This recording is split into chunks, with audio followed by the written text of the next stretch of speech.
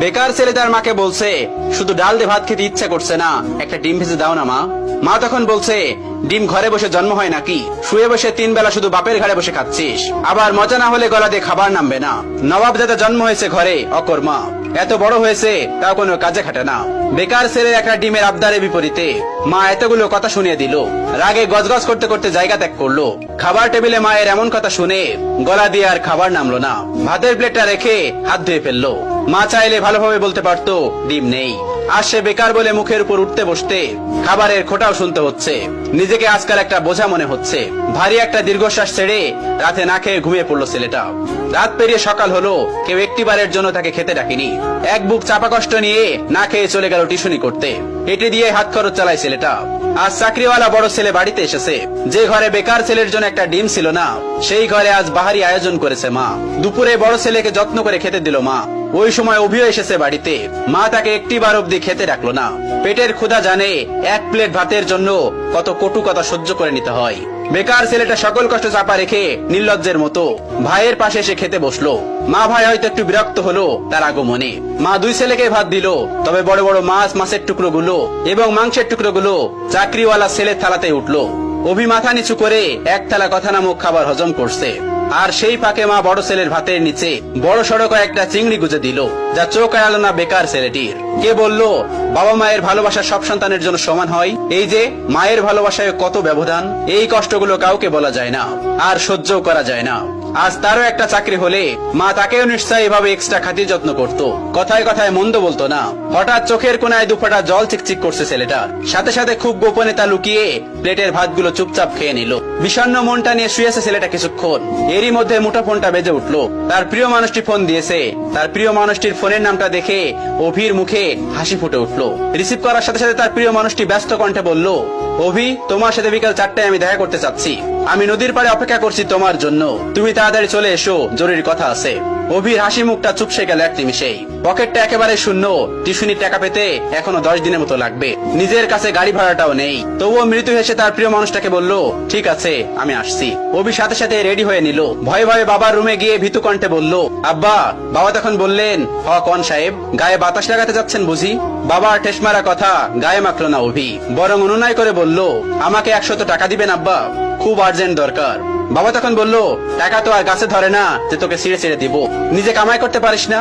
মানুষের ছোট ছোট পোলাপানো কত টাকা কামাই, পুরো সংসার চালাই, আর এত বড় দামড়া হয়েও বাপের কাছে টাকা চাও? এই লজ্জা করে না তোর? তুই সারাদিন গায়ে বাতাস লাগায় বেড়াবি, আর প্রত্যেক দিন তোর আমি টাকা দিব? অনেক তো বাসায় বাসায় খাওয়াইছি, আর না। তুই আমার সোজা সাপটা কথা শোন, আমি তো এত পকেট খরচ দিতে পারবো না। এখন থেকে নিজে নিজে ইনকাম করে খা, আর তা না পারলে আমার ঘর থেকে বাইর হয়ে যা। এত ঝামেলা আমার সহ্য হয় না, তুই আমার চোখের সামনে থেকে দূর হ। বাবার এতগুলো কথা শুনে ছেলেটার বুকটা মোচড় দিয়ে উঠলো। ভারী কয়েকটা দীর্ঘশ্বাস পেলে নিঃশব্দে বের হয়ে আসলো ঘর থেকে। এদিকে প্রিয় মানুষটা বারবার কল দিয়ে তাকে তাড়া দিচ্ছে। নিজেকে সামলে নিল অভি। বাগান থেকে একটা গোলাপ ছিঁড়ে নিজের পকেটে রেখে দিল অভি। অতঃপর পায়ে হেঁটেই গেল যথার্থ স্থানে। প্রিয়তমা আগে এসে বসে আছে। অভিকে দেখে উঠে দাঁড়ালো এবং বিরক্ত কণ্ঠে বলল, এত দেরি করলে যে? জানো আমি কতক্ষণ ধরে বসে আছি? অভি তখন বলল, সরি আমার অনুরাগী, রাগ করো না আমার উপর, আসতে একটু দেরি হয়েছে। প্রিয়তমা তখন বলল, চুপ করো, চুপ করে থাকো, নিশ্চয় টাকা ছিল না? নিশ্চয় পায়ে হেঁটে এসেছো? অভি তখন মাথা নিচু করে ফেললো। প্রিয়তমা তার হাতে একটা কার্ড ধরিয়ে দিয়ে বলল, সারপ্রাইজ। ছেলেটা তখন বলল, কি এটা, কিসের কার্ড? তখন তার প্রিয়তমা তাকে বলল, এটা আমার বিয়ের কার্ড, ফার্স্ট আমি তোমাকেই দিলাম। এসো, কিন্তু তুমি কিন্তু একদমই মিস করবে না। ছেলেটি তখন বলল, মানে কি বলছো তুমি, সত্যি বলছো? মেয়েটি তখন বলল, হ্যাঁ সত্যি বলছি। অভি কাপা কাপা হাতে কার্ডটি খুলে দেখে নিল। তার বুকের বাঁ পাশটায় চিনচিন করে ব্যথা করছে। কাপা কাপা কণ্ঠে জানতে চাইলো, 3 বছরের সম্পর্কের, তবে আজই কি ইতি কথা? প্রিয়তমা তখন জোর কণ্ঠে বলে উঠলো, হ্যাঁ। ছেলেটি তখন বলে উঠলো, আচ্ছা, ভালোবাসতে না আমায়? তুমি এত স্বাভাবিক, কষ্ট হচ্ছে না তোমার? কি করে পারবে তুমি আমাকে ছাড়া অন্য কাউকে বিয়ে করতে? প্লিজ প্লিজ এমন করো না, বলো এসব মিথ্যে। আমি তোমাকে ভালোবাসি, তোমাকে ছাড়া আমি কিভাবে থাকবো বলো? প্রিয়তমা তখন বলে উঠলো, দেখো, আবেগ দিয়ে জীবন চলে না, কম অপেক্ষা তো করলাম না তোমার জন্য। আমি আর আমার বাবা মাকে কষ্ট দিতে পারবো না, আমি চললাম। তখন ছেলেটি অনুনয় বিনয় করে বলছে, আমার হয়ে থেকে যাও না প্লিজ। প্রিয়তমা তখন বলে উঠলো, রাখতে পারবে তুমি? ছেলেটি তখন আবার বলল, আমাকে আরো কয়েকটা দিন সময় দাও না প্লিজ। প্রিয়তমা তখন জোর কণ্ঠে বলে উঠলো, রাখতে পারলে এক্ষুনি, আর না হয় আর আটকিও না। ছেলেটি হাঁটু গেড়ে বসে পড়লো মাটিতে। কিভাবে আগলে রাখবে নিজের ভালোবাসাকে? সে তো নিজেই বেকার, বাসায় নিজেরই তো জায়গা হয় না। তার উপরে অন্য কেউ তো নয়।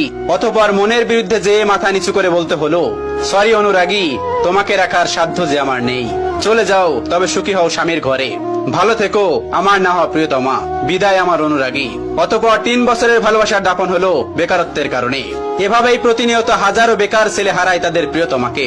অভি টলতে টলতে নদীর কিনারায় বসে পড়লো। নিজেকে পাগল পাগল লাগছে। প্রিয় হারানোর যন্ত্রণা এত তীব্র কেন, এত ব্যথা কেন? এই তো মনে হচ্ছে দমটা বের হয়ে যাবে তার। বুকের বাপাসটা ঝলসে যাচ্ছে তার। চোখ দিয়ে ঝরছে নীরব অশ্রু। বেকারদের এই নীরব অশ্রু লোকচক্ষুর আড়ালেই রয়ে যায়। বুক পকেটের শখের গোলাপটা আর দেয়া হলো না, আর দেওয়া হলো না প্রিয়তমাকে। অভি উঠে দাঁড়ালো এবং গোলাপটা ছুঁড়ে ফেললো নদীর পানিতে। অতঃপর দাঁড়িয়ে বিড়বিড় করে বলল, বেকারত্ব মানে রোজ হাজারো স্বপ্নের বলিদান। বেকারত্ব মানে হলো রোজ বাস্তবতার অনলে পোড়া। বেকারত্বের মানে হলো জ্যান্ত কতগুলো লাশ।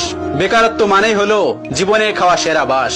গল্পের শেষে আপনাদেরকে বলছি, ওই যে আপনার বাড়িতে বেকার ছেলেটা আছে না, যাকে সারাদিন বাসা থেকে বের করেন, খাবারের খোঁটা দেন, হ্যাঁ তার কথাই বলছি। বিশ্বাস করুন, এই মানুষগুলো ভিতরে ভিতরে প্রতিনিয়ত শেষ হয়ে যাচ্ছে। এদেরকে কথার আঘাতে প্রতিনিয়ত কষ্ট না দিয়ে, তাদেরকে বোঝা মনে না করে, বরং এদের পাশে থেকে এদের মনোবল মজবুত করতে সাহায্য করুন। পারলে একটা কাজ জোগাড় করে দিন, মানসিক শান্তি দিন। পারলে এদের একটু বোঝার চেষ্টা করুন। শুনুন, একটা পরিবার থেকে একটা মানুষ সাপোর্ট পেলে একটা মানুষ সারা বিশ্বকে জয় করতে পারে। আচ্ছা, এরা তো এমনিতেই বেকার থাকছে, তাই না? জানেন তো এই শহরে আজকাল চাকরির বড়ই অভাব।